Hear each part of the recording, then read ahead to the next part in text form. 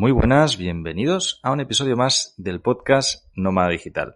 Soy Carles de vivedistinto.com y hoy traigo a un invitado que nos va a hablar de nomadismo digital y de libros. Él se llama Marc. ¿Qué tal, Marc? ¿Cómo estás? Hola, buenas Carles, es un placer estar aquí en tu podcast. Pues muy bien, intentando acostumbrarme al frío, porque ya como te comentaba, hace un mes que estoy por España, que he estado por Asia y no me gusta nada el frío. Soy más de clima tropical, creo que como tú, y estoy aquí intentando de hacerme con la ola esta de frío que ha venido ahora aquí a España. Yo hace tiempo ya que aprendí que, bueno, de hecho me tuve que tatuar unas palmeras para acordarme que no quiero estar en invierno en Europa. Ya supongo que llega un momento en el que cambias el chip y ya no quieres volver. Marc, yo conozco un poco tu historia, pero me gustaría que compartieras con la audiencia de dónde eres, quién eres, qué proyectos tienes y cuánto tiempo llevas así viajando. ¿De dónde soy? Podríamos decir que soy de la zona de Cambrils, realmente no nací aquí, nací en Valencia, pero sí que he estado casi toda la vida en Cambrils. Y podríamos decir que los últimos años, quizá ya no podría decirlo de soy de Cambrils, sino que podría decir más que soy del mundo, porque me he estado moviendo bastante, sobre todo por Asia. He tenido mi base durante bastantes meses por Bali, ya unas 2 veces. Todo empezó, quizá, y quizá te preguntes, Marc, ¿por qué empezaste a viajar y a moverte así? Pues creo que un poco como todo, todos los que están en el nomadismo digital, que es un poco en busca de la libertad. Y esto es siempre lo que me ha estado moviendo a hacer todos los proyectos que he ido realizando desde los 16 años, más o menos, que quise empezar a viajar y emprender, que yo creo que van conectados, porque siempre que viajas haces relaciones tanto personales como profesionales muy potentes, y esto al final te ayuda en el futuro. Y a partir de ahí empecé a moverme, a hacer mis primeros pinitos en todos los aspectos. Y para no alargarlo mucho, en lo que estoy ahora focalizado, sobre todo, es en mi podcast y en escribir libros, que es un poco lo que vamos a comentar aquí hoy. ¿De qué año eres tú, Marc?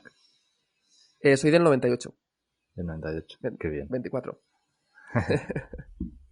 Que lo estuviera. Y vale, has dicho que empezaste sudeste asiático. Voy a preguntarte, ¿por qué sudeste asiático?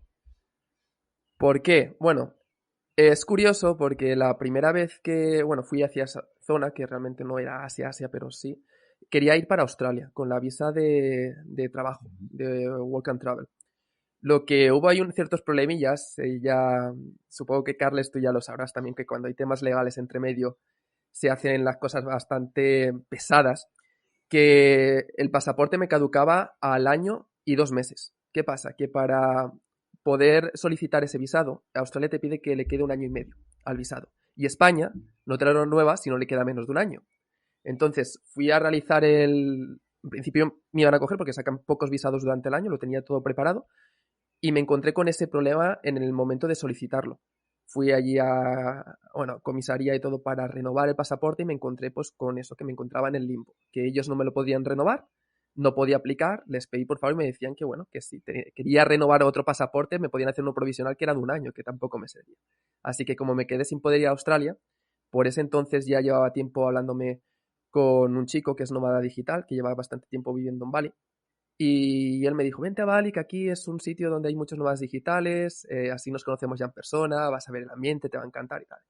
Y yo en ese momento que quería irme y me había fallado el plan de Australia, digo, pues para Bali. En ese momento no conocía Bali, no sabía ni qué tenía, ni bien a dónde iba, sabía que iba a hacer calor, que eso ya me valía. Entonces, a partir de ahí cogí el vuelo, me planté allí y lo demás ya es historia. Fui desde octubre 2000, no, perdón, sí, octubre 2019 a enero 2020, 3 meses y medio.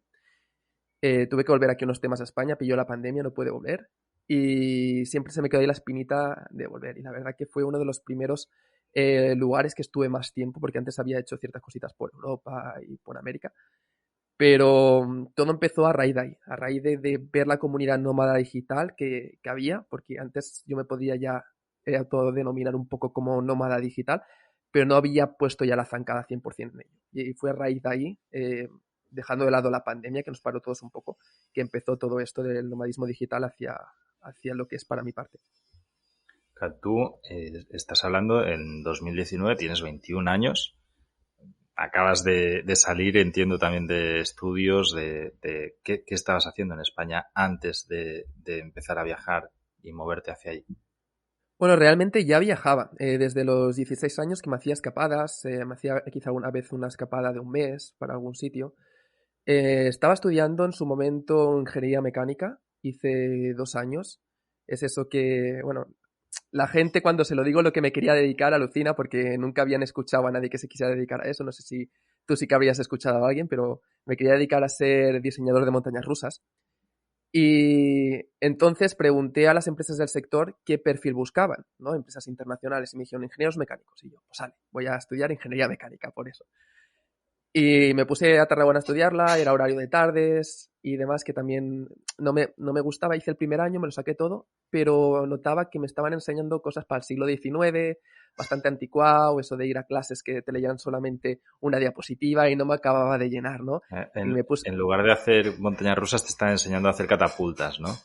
correcto, sí, sí, vale, estaban haciendo ahí ya, me están enseñando todavía cómo hacer catapultas y todo para la Edad Media. Entonces fue a partir de ahí que empecé a contactar con gente que ya estaba en segundo año, tercero, y me dijeron, el primer año de ingenierías es muy general, espérate al segundo. Llegó el segundo año y todavía peor, o sea, más desmotivado, vi que no era realmente lo que me gustaba, ese año ya me quedaron 2 y empecé a plantearme qué hacer. Y fue a raíz de investigar que salté a otra carrera porque conocí un chico en Marruecos en un viaje que era también nómada digital y él había estudiado la carrera de ingeniería multimedia. En su caso fue por una universidad presencial, pero yo empecé a conocer gente también que estudiaba por la UOC, que es a distancia, y me lancé a ello. Me convalidaron un año y hoy en día es la carrera que tengo de ingeniería multimedia. Entonces, esta carrera todavía la estaba estudiando y realizando la primera vez que me fui a Bali, lo que el estudiar a distancia me permitió poder seguir con mis proyectos, porque yo la vez que estudiaba seguía con mis proyectos y el estar disfrutando. De hecho, es curioso porque esos 3 meses y medio que estuve en Bali fue de toda la carrera el cuatrimestre que mejor nota saqué y en el que también menos hice. Qué bueno. De hecho, en la UOC, que es la Universitat Oberta de Cataluña, para aquellos que se pregunten qué es esto, que básicamente es una universidad que te permite hacer las carreras a distancia. ¿Cómo funciona? Cuéntanos un poquito, que seguro que es interesante. Porque hasta hace muy poco los exámenes finales tenían que ser presenciales, ¿no? Tienes que presentarte físicamente ahí para hacer el examen. O puedes hacerlo todo a distancia realmente. Correcto, es como dices, Carles, de hecho fue a raíz de la pandemia que cambió también un poco y por uno de los motivos que me tuve que volver en 2020 fue a realizar los exámenes presenciales de la UOC, Mm. porque puedes pedir un permiso para que te los hagan a distancia, pero no me lo concedieron en ese momento y por eso tuve que volver y fue cuando me pilló la pandemia. Pero la UOC funciona por proyectos, ¿vale? Tú tienes tus profesores, tienes tus salas virtuales y bueno, el temario con vídeos, explicaciones y te dan como ciertas franjas, que son normalmente 2 semanas de tiempo, para realizar proyectos que están basados en, podríamos decir, en la vida real, ¿vale? Que no son teóricos, son más hacia prácticos, como si fueran proyectos reales de esa materia. Entonces tú los vas realizando y eso cuenta el 70% de la nota. El otro 30%, ¿vale? Sería el examen, que si has superado todos esos trabajos, que es la evaluación continuada, entonces el examen es un examen de 1 hora, que en principio es presencial, en el que te evalúan los trabajos que tú has hecho. Así que si realmente has sido tú quien ha realizado los trabajos y sabe bien lo que, ha hecho, lo que has realizado, no tienes problemas. Entonces, es un Qué guay. sistema que me gusta bastante más Sí. que el de la universidad presencial, que simplemente es empollar y soltar en el examen. Qué bien. Sí, Como la verdad que es curioso porque tiene mucho sentido y es lo que tú dices, ¿no? Que al final no, si tú has hecho las cosas, pues ya te las sabes, ¿no? No necesitas estar ahí haciendo codos de memorizar cosas, ¿no? Sí, y eso es algo que se nota, aparte de la libertad que obtienes de hacerlo a distancia, que tú mismo te manejas tu tiempo, es algo que se nota mucho. Además que los profesores, yo siempre lo diré, los notaba más cercanos que en la presencial, porque están obligados a contestarte en menos de 48 horas. Hay un trato como, aunque es a distancia, online, hay un trato como muy, muy cercano. Los profesores normalmente de lo que te enseñan ellos mismos tienen sus propias empresas o se dedican a cosas parecidas, entonces todo ayuda. Y tal como comentaba, los exámenes desde la pandemia, que ya casi todas las materias son de evaluación continuada. Hay pocas que tengas que hacer examen y las pocas que tienes que hacer examen incluso ahora ya te dan opción de poderlo hacer a distancia sin problema. Qué bien. Y, Marc, ¿cuál sería una salida? en la vida normal de una ingeniería multimedia? O sea, en qué tipo de empresas piden este perfil? Pues ingeniería multimedia es una carrera que es relativamente nueva, no hace poco más de 10 años que está, y salió a partir de una necesidad, en parte, porque mezclas diferentes conceptos. Entre ellos mezclas la programación, mezclas también el diseño de frontend, UX, UI, también edición de vídeo, de audio, de foto, gestión de equipos online, todo lo que es multimedia, podríamos decir, lo tocas. Entonces tienes bastantes salidas en ese ámbito. De hecho, es un perfil que se busca bastante. Por ejemplo, en la creación de webs. ¿Por qué? Porque un ingeniero multimedia te sabe hacer tanto el backend como el frontend. Te sabe hacer que las cosas funcionen y encima que se vean bonitas. Cuando normalmente un programador, digo normalmente porque hay programadores que no, pero normalmente un programador técnico ha tocado poco de frontend. Entonces ahí es donde se diferencian también en el tema del diseño. Y pues para más, tienes especializaciones en creación de videojuegos, también en animación 3D para el mundo del cine. Tienes una amplia gama de cosas en las que te puedes dedicar. Qué guay. Me suena como los nuevos audiovisuales, ¿no? Que la generación mía y la anterior, ¿no? Que todo el mundo estaba estudiando audiovisuales, que era lo de momento. Y ahora es como, pues, vamos al 3.0, que es al mundo virtual, pero evidentemente te hace falta un perfil de ingeniero. Qué guay, me parece una carrera muy, muy chula. ¿La has terminado? Sí, la terminé hace justo ahora un año. Vale. ¿Y te dedicas a algo relacionado a ello? No. Cuéntanos un poquito. ¿Cómo financias tu vida? ¿De qué manera te ganas la vida? Pues me gano la vida o me la he estado ganando de diferentes formas. Siempre he sido un culo inquieto. Ahí se ve también en el tema de viajar y de conocer. Me gusta también experimentar tanto con mi persona como en los negocios y en todo. Y he llegado a tener pues desde empresa de marketing, a lanzar productos e-commerce, a hacer consultorías, tanto de empresa como personales. Tengo ya un libro publicado, he estado también especializado en el sector cripto, sobre todo hacia los NFTs, bueno, lo estoy de hecho, y he estado tocando bastantes cosas. Hice también a los 16 el intento de una aplicación web que, bueno, nos llevan al Mobile World Congress y todo, lo único que eso salió rana al final. Y todo eso son aprendizajes que vas probando y quizá no tenía claro a qué me quería acabar dedicando, sí que tenía claro que quería libertad para poder viajar. Entonces, yo siempre hay algo que digo a la gente que puede ir un poco perdida y me piden consejo, que qué quieren hacer con su vida. Yo siempre les digo que no se enfoquen en el trabajo, esto es mi opinión, sino que se enfoquen en el estilo de vida que quieren realizar, porque si tienen claro el estilo de vida que quieren, entonces tiran para atrás y saben más o menos a qué se tienen que dedicar para llegar a ese estilo de vida. Entonces, quizá no lo tienes claro, en mi caso no tenía claro al 100%, pero sabía que tenía que ser algo online por esa libertad. Entonces, a partir de ahí empecé a testear, probar diferentes cosas. Me considero multipotencial, por lo tanto, también vas probando un poco de todo hasta llegar a lo que estoy focalizado hoy en día, que es básicamente a escribir, que estoy escribiendo ahora mi segundo libro, también al tema de las inversiones, de real estate, inversiones propias en criptomonedas y demás, y el podcast. Esto, bueno, y lanzar algunos proyectos web también online que solventan oportunidades, necesidades, también estoy con ello, pero a partir de todo este recorrido me he ido focalizando hacia la creación web.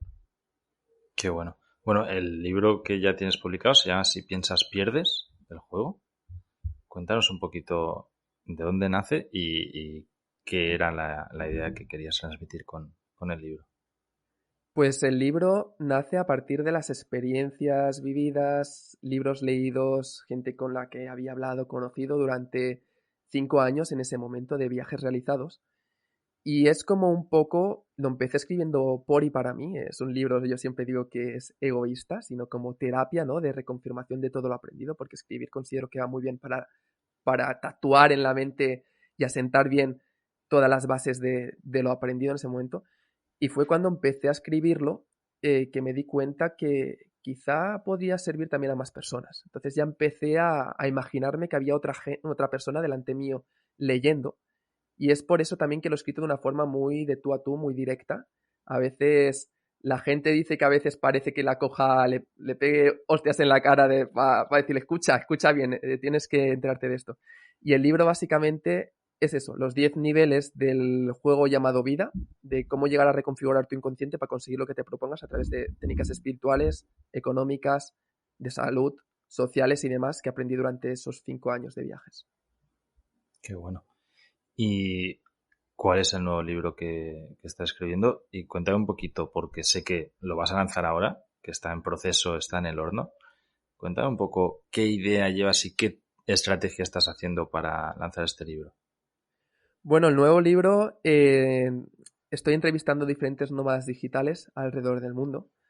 Si el primer libro fue más de mis experiencias propias, en este me he querido apalancar de experiencias de personas que yo mismo también puedo coger como referencia para aprender. Como digo, los libros los hago también para mí, por lo tanto me tienen que servir a mí. Y ya hace años que con los viajes empecé a ver que estaba conociendo gente muy interesante del sector del nomadismo digital y que me estaban ayudando también a mí y gente que quería llegar a conocer. Entonces cogí esta excusa ya hace casi unos 2 años para empezar a escribir el libro, este nuevo libro que se llama Los No Ricos, que la idea es hacer como un manual del nomadismo digital desde los aspectos más básicos a los más avanzados, donde cada capítulo es una persona entrevistada que trata cosas de ese módulo en concreto. Entonces alguien que quiere empezar en el mundo, puede tener ahí como mini mentores con los que puede resonar más o menos. Por eso por cada categoría tengo 3 o 4 personas entrevistadas, porque quizá alguien se ve más reflejado con una o con otra, ¿sí? Que puedan, si hay alguien que no les acaba de reflejar, pueden pasar a la siguiente persona sin problema. Incluso para gente que ya está en el mundo o gente que ya está bastante metida, que se pueda también apalancar de ciertas nociones más avanzadas, como pueden ser temas legales, temas de gestión de capital o demás. Entonces, el libro compone eso, diferentes entrevistas que he ido realizando durante el mundo, y ahora me encuentro en la fase de recoger capital para el crowdfunding. Crowdfunding, quien no lo sepa, es una campaña web en la que se recogen fondos para lanzar un proyecto adelante. Si se dan X días para realizarlo, en este caso son 40 días, en esos 40 días se tiene que llegar a una meta concreta. Si no se llega a la meta, se devuelve el dinero a los mecenas, que es la gente que ha aportado en el proyecto, y si se consigue lo establecido o más, es cuando se cumplen las metas y se empieza con el proyecto. Entonces, en este caso, el libro, como lo quiero publicar, y lo voy a publicar con una editorial bastante potente, diferente a lo que hice con el primer libro, que fue totalmente de autopublicación. Entonces necesito un impulso y una inversión inicial, que es lo que estoy buscando con esta campaña de crowdfunding que se realiza a través de Berkami.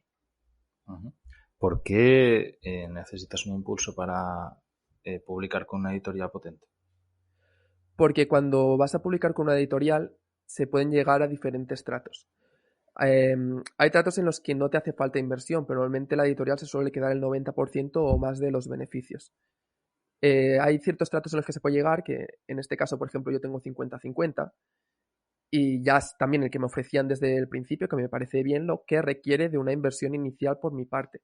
Hay diferentes tipos de inversión, hay algunas que te lo mueven más, te consiguen más notas de prensa y te lo mueven más que en otras que pagas menos y por lo tanto pues van más a lo justo.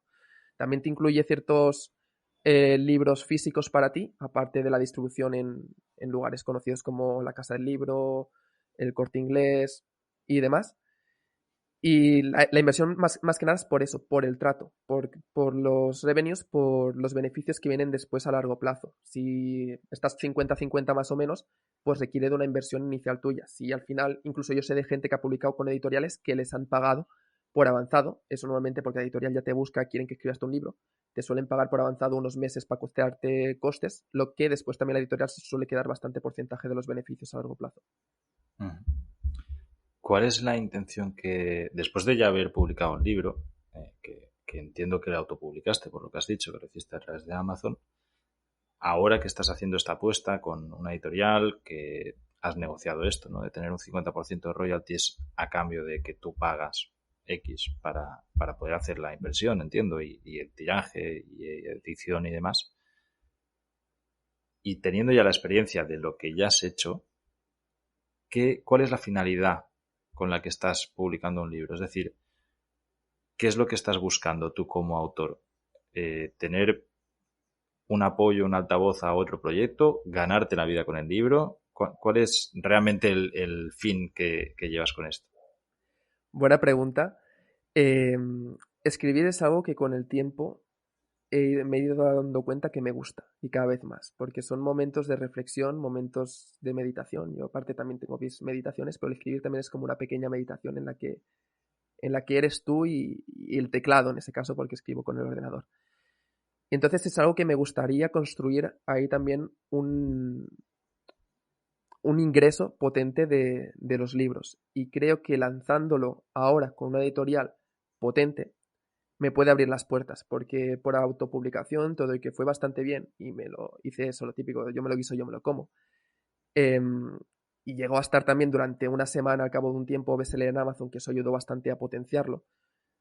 No es lo mismo porque es autoeditado y quieras o no, hoy en día en la sociedad que estamos todavía funciona un poco por etiquetas, ¿no? Si has sacado un libro con X editorial, en este caso, lo puedo comentar porque lo van a poder leer en el crowdfunding, es con el grupo Penguin Random House, que tiene debajo de Mm. su paraguas diferentes marcas editoriales, pues esto te puede abrir bastantes puertas, además que ellos mismos te lo mueven también para notas de prensa, te lo mueven en las librerías más importantes, y a la larga, en el momento de sacar otros libros, ya es como un nombre o ya al menos te has abierto la puerta a más público que de otra forma quizá no te hubiera llegado, porque sí que es verdad que en Amazon compra mucha gente, pero todavía hay mucha gente que compra en librerías porque paran en una librería, ven un libro que le interesa, te lo compran y quizá no te conocían de nada, les gusta, pero después te recomiendan por el boca a boca.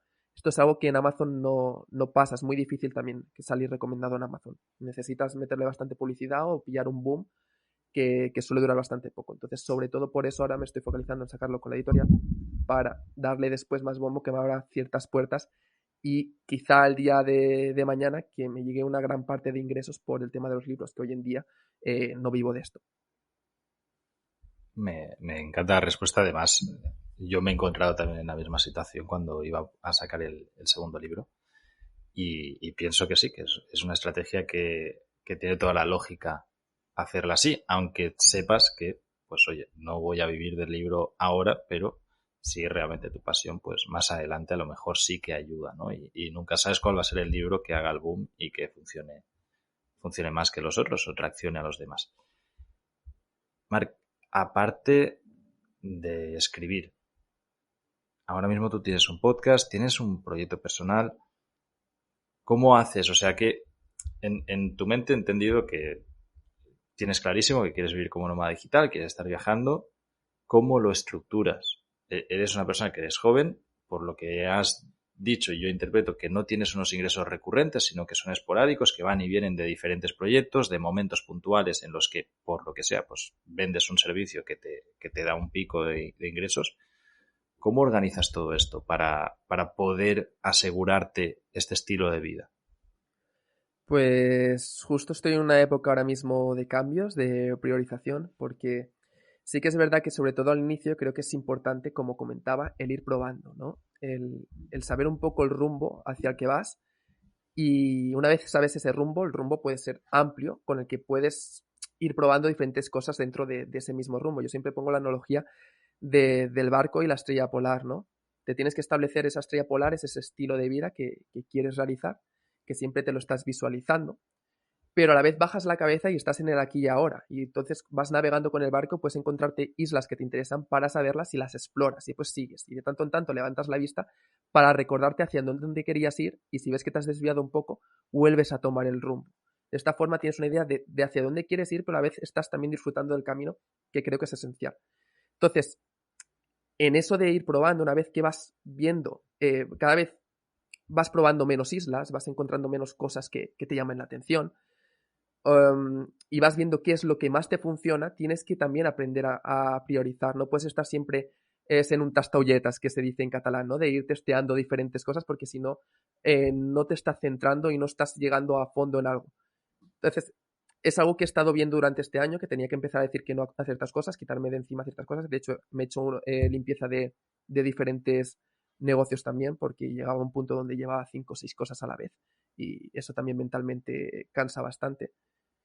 Y ha sido a partir de aquí que que me he empezado a estructurar de forma de conseguir algo más recurrente, porque como dices, todo va por picos, va dependiendo de ciertos proyectos, y algo que encuentro ahora faltar es algo más fijo, aunque puedo tener algo fijo por las inversiones que tengo en bienes inmuebles, no llega a ser algo todavía que dé una tranquilidad mayor. Entonces estoy buscando algo que me dé mensualmente cierta cantidad de dinero que ya me dé cierta tranquilidad y con eso, aparte, yo poder seguir también realizando mis proyectos porque me gusta ir probando. Entonces, a partir de aquí es lo que...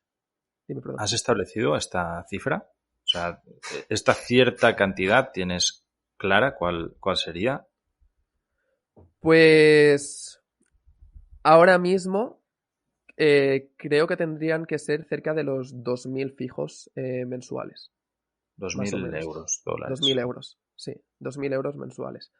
Creo que es para ir tranquilo viajando y tener esa tranquilidad de no decir, hostia, este mes he facturado mucho y después de llegar al siguiente mes y has facturado la mitad o un tercio de lo que habías hecho el anterior mes.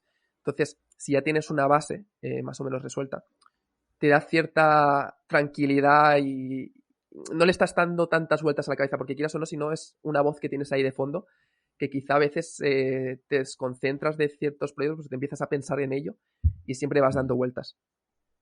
¿Nos podrías explicar un poquito qué idea llevas para cumplir este objetivo? O sea, ¿cómo harías tú ahora para conseguir un recurrente de 2.000 euros mensuales? Ahora mismo estoy trabajando en un proyecto que me hace bastante ilusión, que bueno, resuelve un problema que he visto durante los viajes, que yo mismo me he encontrado y gente que he conocido tenía ese problema y entonces hice clic y dije, tengo que dar esta solución. Y al final es con lo que estoy trabajando, que de hecho ahora saldrá al beta en poco, y es para encontrar cafeterías para teletrabajar para nómadas digitales. Ujú. Porque yo mismo y más gente se encuentra con el problema que imagínate que llegas a un país, tienes una reunión al cabo de media hora o una hora. En Google Maps tienes puntuaciones que pero no te están diciendo si es buen sitio para trabajar o no. No sabes qué enchufes vas a tener, qué wifi vas a tener, sino son puntuaciones del lugar. Entonces, esto es un poco con lo que intento solucionar con esta aplicación, de dar una nota basada en ponderaciones. No todo pondera igual, el wifi es más importante que los enchufes, por ejemplo, y que la gente pueda ver cafeterías alrededor suyo que realmente estén pensadas y sirvan para teletrabajar. Ujú. Entonces, esto está pensado ya desde el principio para que no me requiera de mi tiempo, sino que la gente va a poder ir añadiendo, o sea, requiere de mi tiempo ahora al principio que lo estoy construyendo, pero la gente va a poder ir añadiendo cafeterías y se va a poder ir mantener solo. De hecho, también está pensado para que los mismos usuarios puedan ganar dinero añadiendo cafeterías. Entonces, a partir de aquí es con lo que voy a intentar construir esa base, porque no requiere de mi tiempo al final a largo plazo, que es algo de lo que he acabado viendo que si el tiempo es parte de tu bienestar, no puedes ser algo esencial en la parte del trabajo. Entonces tienes que separar el trabajo del tiempo. Y eso es con lo que he ido trabajando durante estos últimos meses. Qué guay. El proyecto supongo que es Nomad Mac, que antes Correcto, sí. me está informando un poquito de lo que hacías. Me parece muy chulo. Al final, entiendo también que debe ser una aplicación, que también tendrá versión web. Este tipo de proyectos cooperativos funcionan muy bien, sobre todo si consigues entrar bien en la comunidad. Por ejemplo, el típico y que seguro que conoces es Park Fortnite del mundo camper, que vendría a ser parecido. Es decir, lo que hace la gente ahí es marcar puntos de dónde dormir Ah, y vale, entre la sí, propia sí. comunidad está enseñando, ¿no? Pues aquí se puede dormir, aquí no, la policía te pasa algo, en estos parkings te pueden robar, hay internet, no hay internet, electricidad, lo que sea. Claro, ahí el gran reto supongo que es tener esa masa inicial que arranque todo el proyecto, ¿no? Y que esté continuamente, pues, apoyarse en esta comunidad que al final vaya creciendo. Eh, un proyecto así, que me parece súper curioso, y yo creo que sea la respuesta, pero me gustaría que la compartieras, ¿cómo lo monetizas? ¿Cómo haces que esto al final, porque o cobras, por ejemplo, en el caso de Park Fortnite, tiene una versión freemium, o sea, es totalmente gratis si tú quieres, con publicidad, o tienes una versión de pago donde, además de tener no publicidad, tienes, bueno, unas cosas avanzadas que puedes hacer, ¿no? Pues puedes hacer filtros, puedes buscar más cosas, etcétera. ¿Cómo lo habéis pensado vosotros? O sea, un proyecto así, ¿cómo haces para que te rentabilice? Vale, esto es algo con lo que se le tiene que dar bastantes vueltas al principio y porque lo primero que te viene a la cabeza dices, vale, una mensualidad, dices, bueno, mensualidad no tiene sentido porque quizá la gente no se está siempre moviendo. Entonces dices, bueno, tiene que ser anual, ¿vale? Esto lo primero. Lo que al principio no tiene sentido porque tienes que hacerlo crecer, como tú has dicho. Tienen que haber usuarios, tiene que haber cierta cantidad de cafeterías y demás. Entonces, esto, la forma que he pensado para empezar a monetizarlo es, una vez ya haya una base de cafeterías, es con las mismas cafeterías, usar el sistema que utiliza Airbnb para sus alojamientos premium, que al final pagan cierta cantidad anual para que vaya algún profesional de Airbnb a hacer las fotos y lo posicionan también en la web. Pues aquí sería lo mismo. Pagan una anualidad para que algún profesional vaya a mirar que cumple ciertos patrones esa cafetería y si los cumple, entonces saldría como no Mac Choice, como escogida por la plataforma y saldría destacada. Entonces, ¿quién serían las personas que irían a ver esas cafeterías? Pues los mismos usuarios. Usuarios que sean destacados por haber aportado bastantes reviews, bastantes localizaciones y localizaciones buenas, van a tener la oportunidad de ir ellos mismos también a, si hay alguna cafetería cerca de donde se encuentren, que vaya a pagar ese coste, pues ellos llevarse un porcentaje por irse ahí media horita a tomar un café, evaluar la cafetería y decidir si es correcta o no para salir destacadas. Esto sería la primera forma que hay pensada para monetizar. Más adelante habrían otras, entre ellas obviamente se llegaría a poner una anualidad, que no sería mucho, ya más o menos he ido haciendo test de cuánto llegaría a pagar la gente anual por un servicio así. Entonces sería freemium también, tendrías la parte gratis, que quizá te saldría la cafetería número 1 de cada sitio o las dos primeras o algo así, y por la variedad, por el tener bastantes más cafeterías en cada lugar, es por lo que pagarías esa anualidad. Me parece interesante. Si me permites, te doy un par de opiniones sobre Y tanto. cómo lo haría yo, porque creo que también puedo tener algo de experiencia en este sentido. Por lo que estás diciendo, el modelo puede ser poco escalable porque vas a tener que gestionar manualmente estas personas que vayan a ver los reviews, que hagan bien las fotos y demás.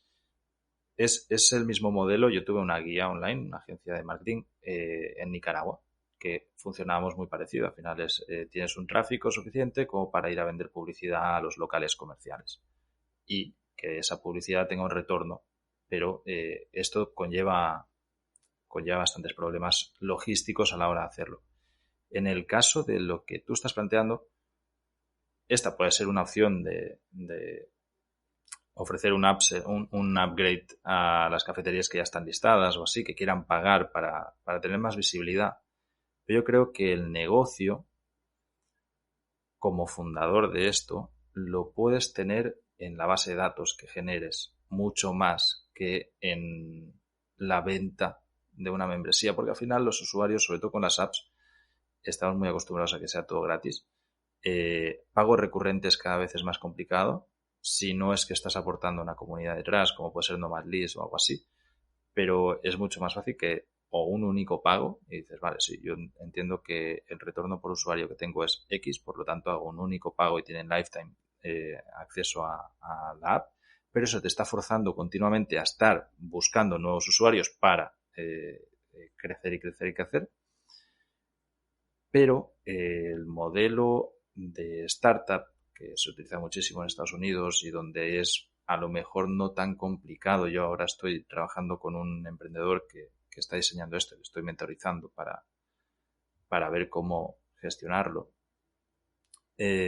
Conseguir business angels que apuesten en un proyecto así y escalarlo directamente de 0 a 100 muy rápido no es tan difícil. No es tan difícil si tienes bien los datos y sobre todo si tú piensas en que lo que único estás haciendo es la captación de leads, la captación de suscriptores. Porque al final es lo mismo que los juegos de las apps que son gratuitas y mucha gente dice, ¿cómo puede ser que juegos tan currados sean gratis? ¿No? A ver, si es gratis es porque tú eres el señuelo, ¿no? Tú eres la recompensa de ese juego. De la información. Entonces, sí. exactamente.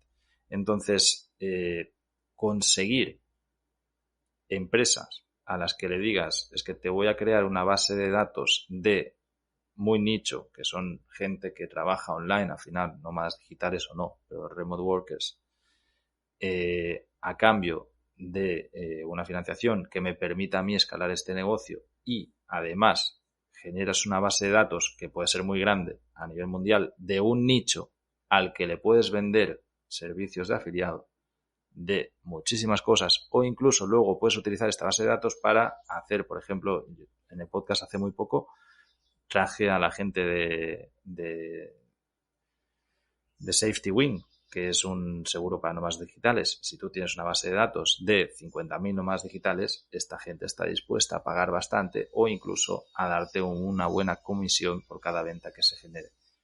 Te lo digo porque yo creo que cobrar te va a suponer una barrera de entrada y es un error que luego es difícil de remediar por la propia moralidad de uno. Es decir, si yo a ti, cuando empecé, te cobré 100 euros, luego no puedo hacerlo gratis porque me vas a decir, tío, pero es que, o sea, yo tengo como un compromiso contigo, ¿no?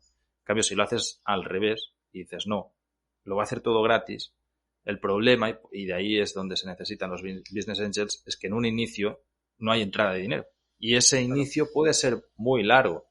Entonces, lo que necesitas es un pulso económico muy bestia que te haga despegar muy rápido y hacer el modelo startup de levanto capital, despego y vendo. Este tipo de negocios generan, si funcionan bien, generan mucho dinero. Y si funcionan mal, te generan algo de dinero también. Porque no es el tuyo el que estás jugándote. Hay inversores de capital riesgo que están dispuestos a jugársela así porque saben que su idea es hacer un por 15, entonces pueden fallar 5 o 6 veces que no pasa nada y están dispuestos a jugar en estas ligas de emprendedores locos que tienen proyectos muy nicho que si despegan, despegan y si no, pues estrellan. Como consejo. Lo veo muy interesante y no había pensado en eso. Y la verdad que te agradezco porque le voy a pegar bastantes vueltas. Creo que puede funcionar. Y de hecho, Safety Wins, como has comentado, yo también es un seguro que uso. Y no se pierde nada contactando también con ellos. Y buscando otros lugares o mirando esos business angels que comentas, lo que me tendría que informar, porque ahora mismo en su momento sí que me informé de cómo, incluso de plataformas que habían para ello, pero ahora mismo no sé cómo está el tema para encontrar ese perfil de personas que quieran poner la pasta a cambio de, en este caso, pues de esa fuente Esto de base de datos. lo que necesitas, y ya pues te lo comparto con la audiencia, que es un poco lo que estamos haciendo con el otro proyecto que comentaba. Necesitas un consultor externo que sea el que te prepare la propuesta y luego contacte con la gente.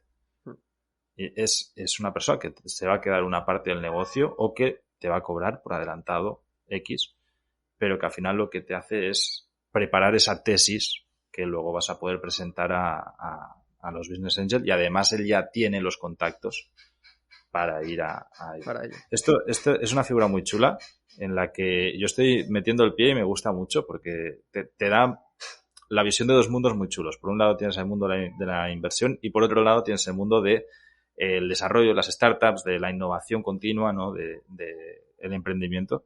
Entonces, si conoces un poco los dos mundos, es muy bonito y además está muy bien remunerado. Pues lo voy a mirar y a darle bastantes vueltas. La verdad, te agradezco mucho, Carlos, compartir esto conmigo y con la audiencia en este caso, porque creo que puede aportar bastante valor y es otro punto de vista distinto de cómo ver las cosas también. Muy bien. Para toda la audiencia que le molen este tipo de cosillas, ya sabéis que en Alternatribu tenemos la comunidad donde, pues bueno, tratamos de apoyarnos unos a otros para crecer y que cada quien pueda tomar su destino y apoyarnos en la experiencia de los demás. Marc, muchísimas gracias por haber venido. Voy a dejar en las notas del programa los enlaces para el crowdfunding, que esperemos que despegue súper bien y que llegue rápido a la meta que te hayas marcado. a todos los que estáis escuchando, pasad por ahí, apoyad, que de eso se trata. Al final, pues tenéis ante vosotros a un chico joven que tiene muchos sueños y eso siempre es digno de admiración. Así que, Marc, sin más, muchísimas gracias por haberte pasado. Espero que hayas pasado un buen rato y nos seguimos viendo. Muchas gracias a ti y a ver si nos vemos pronto en persona y te hago esa entrevista pendiente también. Muy bien. Saludos. Chao, chao. Chao.